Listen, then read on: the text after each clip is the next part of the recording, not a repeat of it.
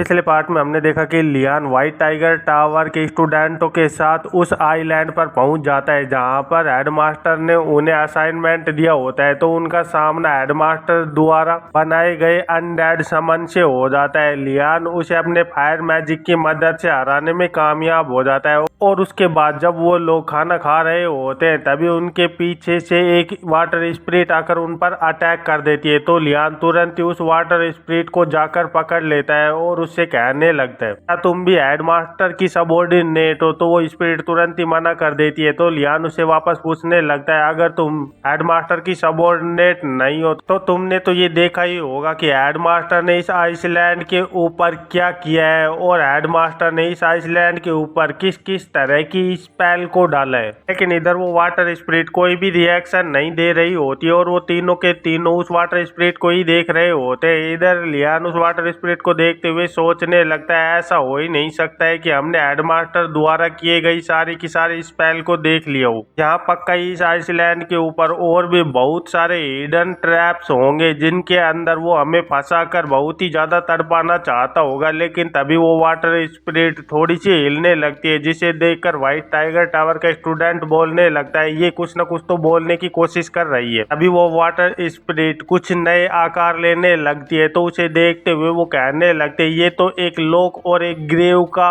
Symbol बना रही है, आखिरकार इसका इस चीज से क्या मतलब है। पर लियान को उस मार्क को देखते हुए कुछ समझ में आ रहा होता है और वो सोचने लगता है, ओ तो इसका मतलब ये है कि हेडमास्टर ने यहाँ पर कुछ न कुछ चीज को सील किया है, हमें बस उसी चीज को जाकर ढूंढना होगा। आखिरकार उसने इस आइसलैंड के ऊपर क्या छिपाने की कोशिश की होगी। यहाँ पर तो सिर्फ एक ही ऐसी चीज है जिसे कि यहाँ पर छुपाया जा सकता है, एक एग्जिट पास। लेकिन इधर व्हाइट टाइगर टावर के स्टूडेंट बहुत ही ज्यादा कंफ्यूज हो रहे होते हैं और वो बकरे वाला स्टूडेंट दूसरे स्टूडेंट से बोलने लगता है, आखिरकार ये क्या बोलने की ट्राई कर रहा है। लेकिन तभी लियान उस स्पिरिट से बोलने लगता है, हमें उस जगह का रास्ता दिखाओ। और फिर हम देखते हैं कि वो स्पिरिट तुरंत ही लियान और उसके साथियों को एक डंजन जैसी जगह पर ले जाने लगती है जहाँ पर बहुत सारे पिलर और स्टेयर बने हुए होते हैं और फिर कुछ ही देर के अंदर वो एक बहुत ही ज्यादा बड़ी ग्रेव के पास आ गए होते हैं। इधर उन स्टेयर्स को देखते हुए वो व्हाइट टाइगर टावर के स्टूडेंट बहुत ही ज्यादा चौंके हुए लग रहे होते हैं और वो बकरे वाले स्टूडेंट बोलने लगता है, क्या ये स्टेयर हमें इस बीच के नीचे के डंजन के अंदर ले जा रहे हैं। लेकिन इधर लियान बहुत ही ज्यादा घबराया हुआ होता है और सोच रहा होता है, आखिरकार इतने ज्यादा रिमोट आइसलैंड के ऊपर ये स्ट्रक्चर क्या कर रहे हैं, इस धरती के ऊपर ये चल क्या रहा है, मुझे कुछ भी क्यों नहीं समझ आ रहा। लेकिन तभी वो बकरा स्टूडेंट बोलने लगता है, वार्डनाज इस ग्रेव के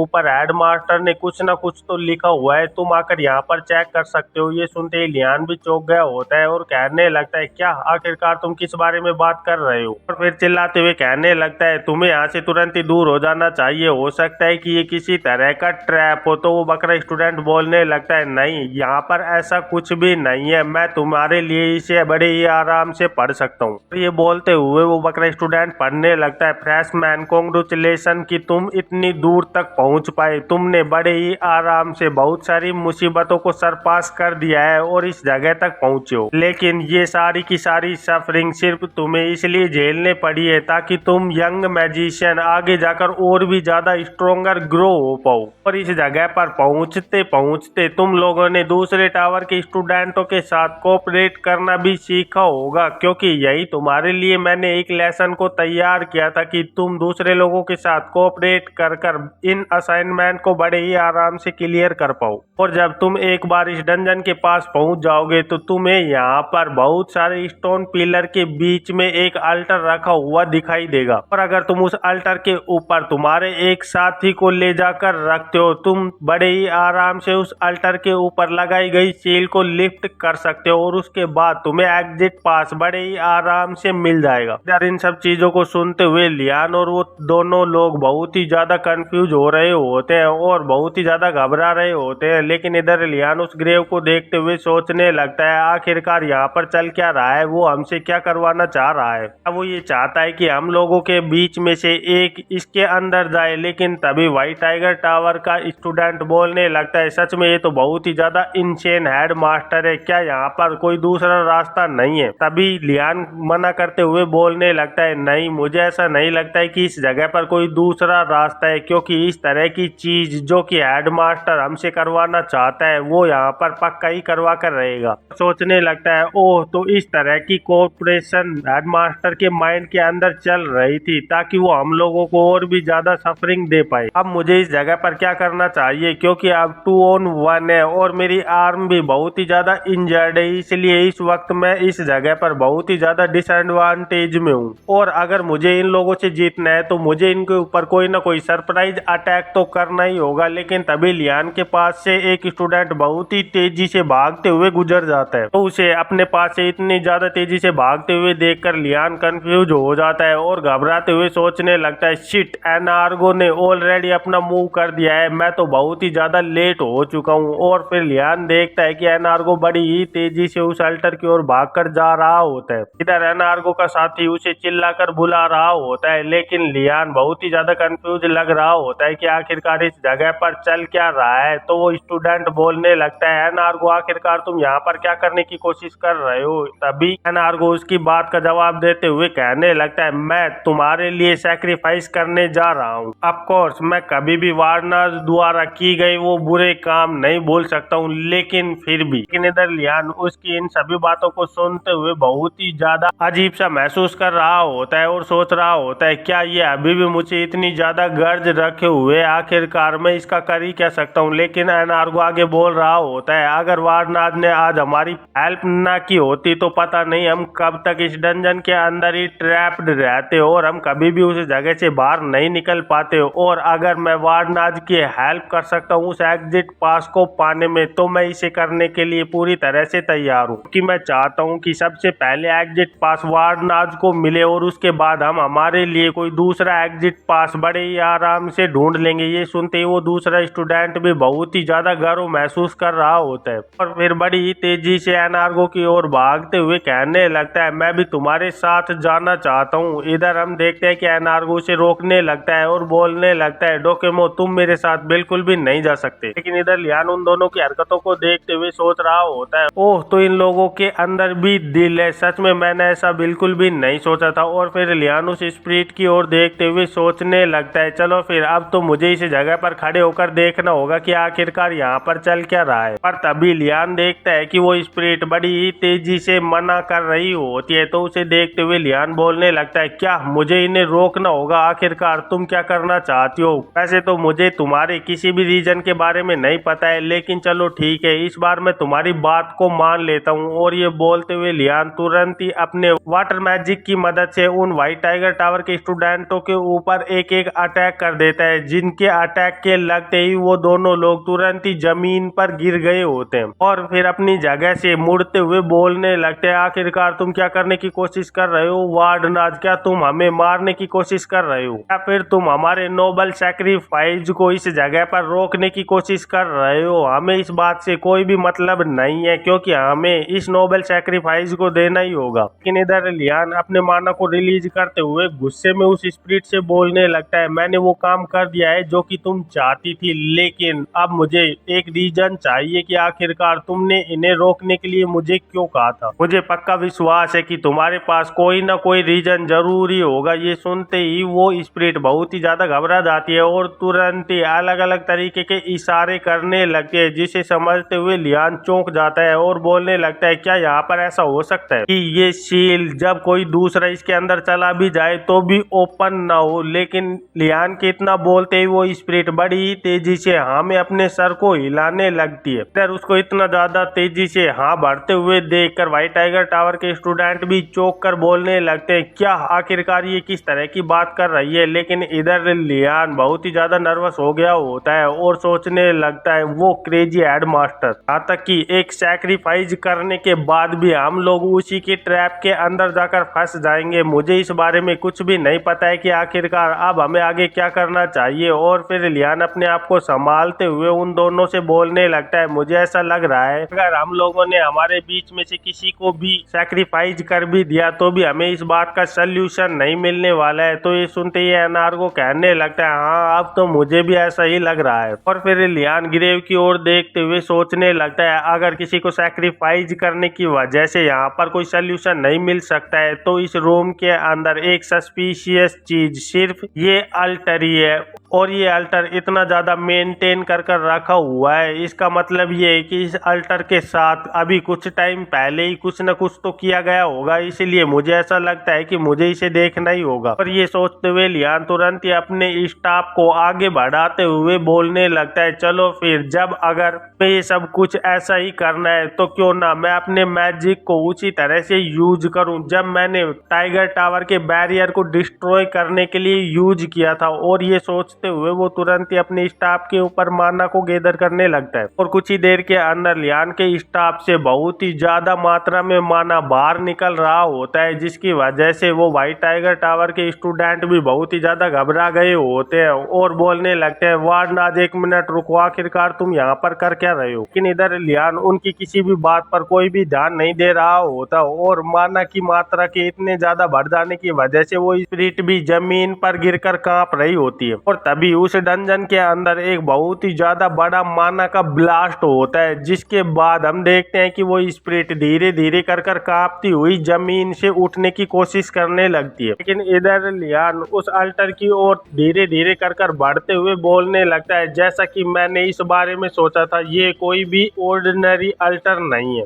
तभी एनार्गो और डोकोमो तेजी से भागते हुए लियान की ओर आने लगते हैं, और एनार्गो बोलने लगता है, वार्डन आखिरकार तुम क्या करने की कोशिश कर रहे थे। तो लियान कहने लगता है, मैं इस अल्टर के ऊपर किए गए कास्ट मैजिक को डिस्पेल करने की कोशिश कर रहा था, लेकिन मैं फेल हो गया। ये सुनकर डोकोमो लियान की ओर देखते हुए बोलने लगता है, क्या सच में तुम यही करने की कोशिश कर रहे थे। लेकिन इधर लियान अपने स्टाफ को चेक करते हुए सोच रहा होता है, सच में ये बहुत ही ज्यादा वियर्ड बात है कि यहाँ पर मेरे मैजिक का कोई भी इफेक्ट नहीं हो रहा है। ऐसा भी हो सकता है कि ये वो सेम स्पेल ना हो जो कि डोरमेट्री के ऊपर कास्ट कर रखी गई हो, और अगर ऐसी बात है तो अब मुझे ऐसा लगता है कि अब मेरे पास और कोई भी रास्ता नहीं बचा है। ऑफ कोर्स अब अगर मैंने इस चीज को यूज किया और उसे यूज करते हुए पकड़ा गया तो सच में मेरे साथ बहुत ही ज्यादा बुरी हालत हो जाएगी। और ये सोचते हुए लियान बहुत ही ज्यादा नर्वस लग रहा होता है और घबराते हुए सोच रहा होता है, हो सकता है कि इसकी वजह से मैं मारा भी जाऊं। लेकिन फिर लियान अपने आप को संभालते हुए तुरंत ही डिसीजन ले लेता है और एनार्गो और डोकोमो से बोलने लगता है, तुम दोनों तुरंत ही एक कदम पीछे हट जाओ। और फिर अपने स्टाफ को आगे बढ़ाते हुए उससे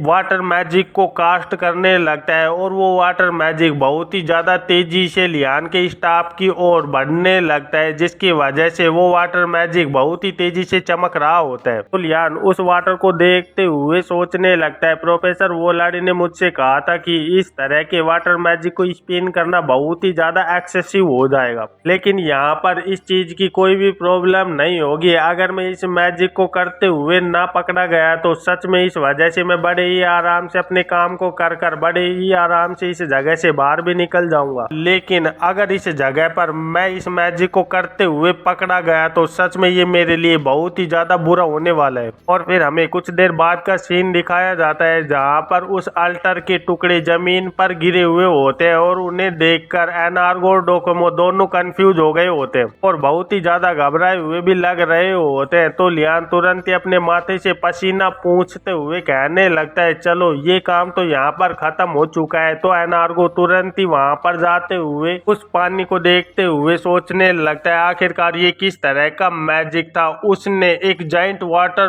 बॉम्ब को तैयार किया और उसे फायर कर दिया उसके एक ब्लास्ट की मदद से। ये अल्टर जो कि इतना ज्यादा स्ट्रॉन्ग था, जो कि हम सब के मिले जुले मैजिक की मदद से इसके ऊपर एक स्क्रैच भी ना आ पाए, वो तुरंत ही टूटकर टुकड़ों में बिखर गया। आखिरकार ये वार्डन आज कितना ज्यादा स्ट्रॉन्ग है। तभी हम देखते हैं कि लियान तुरंत ही अपने स्टाफ को जमीन पर रखते हुए अपने शरीर को संभालने की कोशिश कर रहा होता है और सोच रहा होता है, मैंने सच में एक ही टाइम के अंदर इतने ज्यादा माना को ड्रेन कर दिया है कि मेरी पावर बहुत ही ज्यादा कम हो चुकी है। इसीलिए आगे से इस मूव को यूज करते हुए मुझे इस बात का ध्यान रखना होगा कि मैं कभी भी अपने माना को ज्यादा ओवर यूज ना कर दूं, नहीं तो सच में ये मेरे लिए खतरनाक खतरनाक हो सकता है। पर तभी हम देखते हैं कि लियान के कोट के अंदर से हेडमास्टर के द्वारा दी गई किताब धीरे धीरे कर बाहर निकलने लगती है और फिर तुरंत ही लियान के पैरों के पास आकर गिर जाती है। तो लियान उस बुक को देखते हुए सोचने लगता है, क्या यहाँ पर ये बुक इतनी ज्यादा खतरनाक स्थिति के अंदर हरकत में क्यों आ गई है?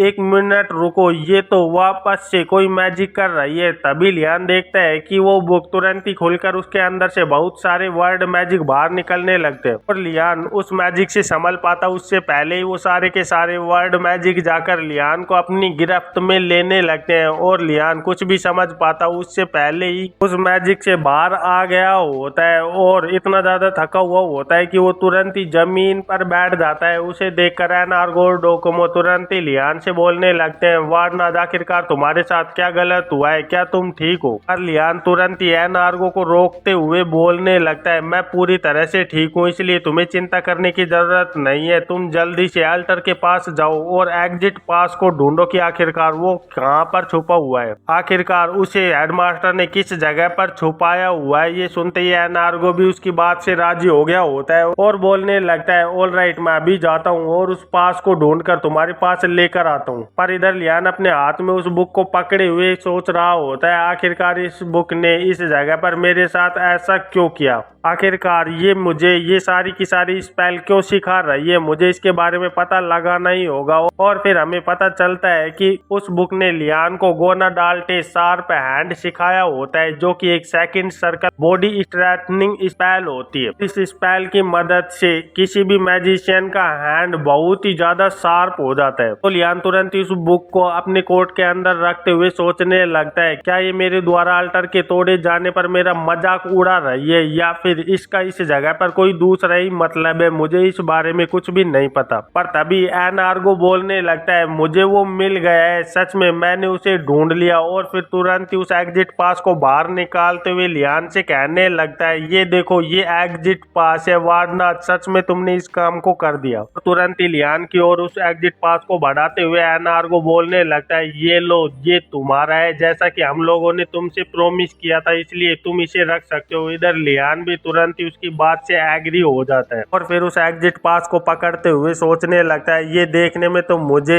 बिल्कुल सेम उसी तरह लग रहा है जैसा कि पिछली बार मुझे हेडमास्टर ने वो एग्जिट पास दिया था। अब मुझे ऐसा लग रहा है कि सारे के सारे एग्जिट पास बिल्कुल सेम ही होते हैं। और फिर लियान तुरंत ही एनार्गो से बोलने लगता है, क्या तुम मेरे लिए एक और काम कर सकते हो, तुम उस जगह पर जाकर उस अल्टर का एक फ्लैट स्टोन मेरे लिए लाकर दे सकते हो। ये सुनते ही एनार्गो भी कंफ्यूज हो जाता है और बोलने लगता है, क्या इस स्टोन का तुम क्या करोगे? अभी डोकोमो बोलने लगता है, मुझे इस बारे में कुछ भी नहीं पता है कि आखिरकार तुम इसका क्या करने वाले हो, लेकिन क्या हम ये सब कुछ थोड़ी देर रेस्ट करने के बाद नहीं कर सकते हैं? इधर लियान तुरंत ही अपनी पॉकेट की जेब के अंदर हाथ डालते हुए कहने लगता है, नहीं। और हम देखते हैं कि लियान एक कलम को बाहर निकाल कर बोलने लगता है, हमें इस काम को इस जगह पर तुरंत यहीं पर खत्म करना होगा। फिर यहाँ से सीन कट होकर हमें Monday morning basic magic character education की क्लास का सीन दिखाया जाता है, जहाँ पर कोई बोल रहा होता है, मुझे तुरंत बताओ कि आखिरकार वार्डनाज कहाँ है। और हम देखते हैं कि आसान और सानिया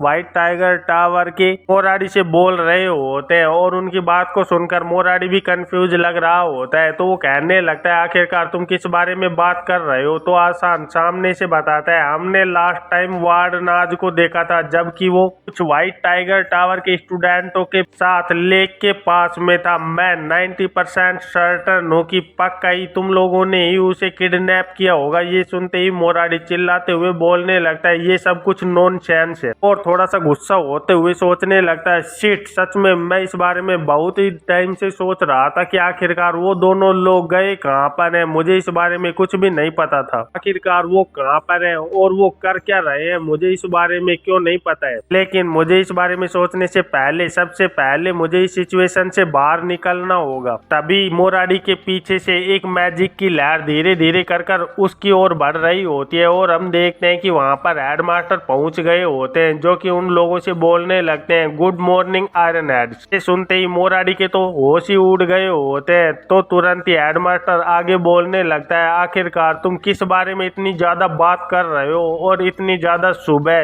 तरह का शोर क्यों मचा रहे हो? तुम्हें क्या यहाँ पर क्लास की सभ्यता बनानी नहीं आती है? तो आसान तुरंत ही आगे झुकते हुए कहने लगता है कि हम लोग एक दूसरे को ग्रीटिंग कर रहे थे। तो मोरारी भी झुकते हुए बोलने लगता है यस सर, क्योंकि हम वीकेंड के बाद अब जाकर मिल पाए हैं, इसलिए हम एक दूसरे से वीकेंड के बारे में बातें कर रहे थे। और फिर वो तुरंत ही खड़े होते हुए अपने मन में ही सोचने लगते हैं सच में ये बहुत ही ज्यादा ट्रबलसम हो जाएगा अगर हेडमास्टर को इस बारे में कुछ भी पता चला तो, इसीलिए बेटर सॉल्यूशन यही रहेगा कि ये सारी की सारी प्रॉब्लम को हम अपने आप में ही सोल्व कर ले। उनकी बात को सुनते हुए हेडमास्टर बोलने लगता है ऑल राइट, तुम लोग सच में तुम बिल्कुल भी फन नहीं हो, क्या तुम लोगों ने कोई भी एग्जिट पास को ढूंढा है? सुनते ही मोरारी और आसान दोनों ही चौंक गए होते हैं। तो हेडमास्टर उनकी ओर धीरे धीरे आगे बढ़ते हुए बोलने लगता है क्या किसी ने भी नहीं? सच में मैं तुम लोगों से बहुत ही ज्यादा डिसअपॉइंटेड हूँ। हमारे सीनियर तो इस असाइनमेंट को इस टाइम के अंदर ही बड़े ही आराम से फिनिश कर देते हैं। मुझे ऐसा लगता है कि तुम्हारी मुझे ही हेल्प करनी होगी, इसीलिए अब मैं तुम लोगों को एक और चांस देने की कोशिश कर रहा हूँ। ये सुनते ही सानिया और आसान बहुत ही ज्यादा खुश हो गए होते हैं, लेकिन इधर मोरारी के तो होश ही उड़े हुए होते हैं और वो थोड़ा कंफ्यूज लग रहा होता है। तो हेडमास्टर उन लोगों को दूसरी ओर ले जाते हुए बोलने लगता है चलो फिर अब हमें लेक की ओर चलना चाहिए। इधर वो लोग लेक की ओर बढ़ रहे होते हैं और स्टूडेंट आपस में ही बात कर रहे होते हैं। मैंने इस बारे में बिल्कुल कभी भी नहीं सोचा था कि हेडमास्टर इतने ज्यादा दयालु होंगे। तो उसका जवाब देते हुए दूसरा स्टूडेंट बोल रहा होता है हाँ सच में मैं तो अपने माइंड के अंदर बिना मतलब के ही इतनी ज्यादा चिंता कर रहा था। तो उन लोगों की बातों को सुनते हुए मोरारी गुस्सा करने लगता है और सोचने लगता है सच में ये लोग कितने ज्यादा इडियट है। ये हेडमास्टर पक्का ही इसके अंदर भी कोई ना कोई मोटिव जरूर रखा होगा, लेकिन सच में इस वक्त पर मुझे कोई भी आइडिया नहीं है कि आखिरकार ये क्या करने की कोशिश कर रहा है। वैसे मैं इस बात को एडमिट तो नहीं करना चाहता हूँ, लेकिन क्या ऐसा हो सकता है कि वार्डनाज ने ऑलरेडी इस बात को फिगर आउट कर लिया हो, इसीलिए वो इस जगह पर था। तभी हेडमास्टर तुरंत ही पीछे घूमते हुए और फिर बड़े ही तेजी से वहां पर अपने सर को चारों ओर घुमाने लगता है और फिर रुकते हुए सोचने लगता है सच में ये तो बहुत ही ज्यादा वियर्ड बात है, क्योंकि मुझे वो लिटिल ड्रैगन हाउस ऑफ वार्डनाज का लियान यहाँ पर कहीं पर भी दिखाई नहीं दे रहा है। सच में ये उसके लिए बहुत ही ज्यादा लकी बात होगी कि आज उसने जो क्लास मिस की है उसके लिए उसके पास कोई ना कोई वैलिड रीजन हो। और ऐसा भी हो सकता है कि वो इस आइसलैंड के ऊपर पहले ही पहुंच गया हो। सच में ये तो बहुत ही ज्यादा अनफॉर्चुनेट बात हो जाएगी, क्योंकि अगर वो आइसलैंड के ऊपर गया हुआ होगा तो पक्का ही वो पूरे के पूरे वीकेंड उस अंडरग्राउंड डंजन के अंदर ही ट्रैप रहा होगा। पर फिर भी सच में ये मेरे लिए तो बहुत ही ज्यादा फन की बात है, इसीलिए मैं इस बारे में सोचकर बहुत ही ज्यादा खुश होता जा रहा हूँ। और ये सोचते हुए हेडमास्टर अपने मुंह से बहुत ही ज्यादा ठंडी हवा को बाहर निकालने लगता है, जिसे देखकर वहां पर खड़ी हुई एक स्टूडेंट भी बहुत ही ज्यादा घबरा गई होती है। और हम देखते हैं कि हेडमास्टर के मुंह से निकली हुई ठंडी हवा धीरे धीरे कर उस लेक को जमाने लगती है और कुछ ही देर के अंदर उस पूरी लेक के ऊपर से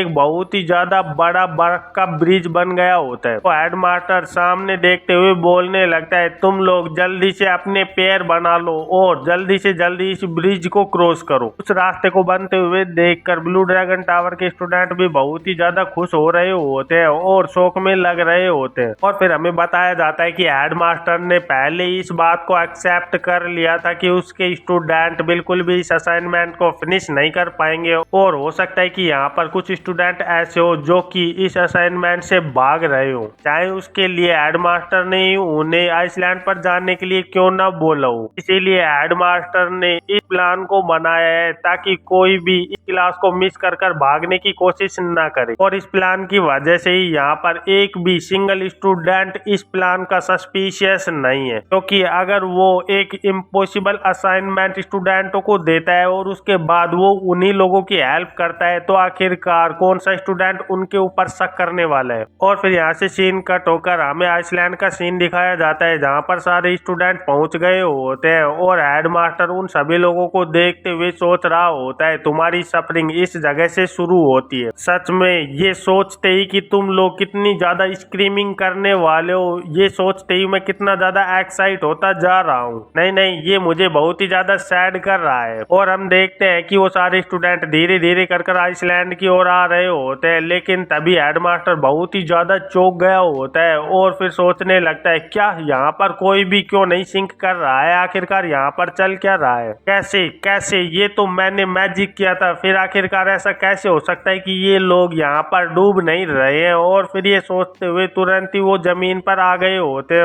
और फिर उस जमीन को इंस्पेक्ट करने लगते हैं और अपने हाथ को जमीन के अंदर करते हुए सोचने लगता है, मैं यहाँ पर जोरवान द सेकंड के मैजिक को बिल्कुल भी सेंस नहीं कर पा रहा हूँ, क्या ये उस जगह से अनसमन्ड हो चुका है। और ये सब कुछ सोचते हुए हेडमास्टर बहुत ही ज्यादा गुस्से में लग रहे होते हैं और सोचने लगते हैं यहाँ पर सिर्फ एक ही ऐसा आदमी है जो कि ये सब कुछ कर सकता है। तभी हम देखते हैं कि उस जगह पर लियान अपने डंडे को पकड़कर धीरे धीरे कर उसी ओर बढ़ रहा होता है, जिसे देखकर हेडमास्टर भी शौक में चले गए होते हैं। और हम देखते हैं कि लियान बहुत ही ज्यादा थका हुआ होता है और उसके सर से बहुत ही ज्यादा पसीना बाहर निकल रहा होता है। तो उसे देखते ही हेडमास्टर तुरंत ही हवा में उड़ते हुए अपने माना को बहुत ही ज्यादा तेजी से रिलीज करने लगते हैं और बोलने लगते हैं, वार्डनाज तू आखिरकार तू इस आइसलैंड पर अकेला क्या कर रहा है। और इसी के साथ इस चैप्टर का अंत हो जाता है। तो फिर मिलते हैं एक नई चैप्टर में, तब तक के लिए बाय बाय।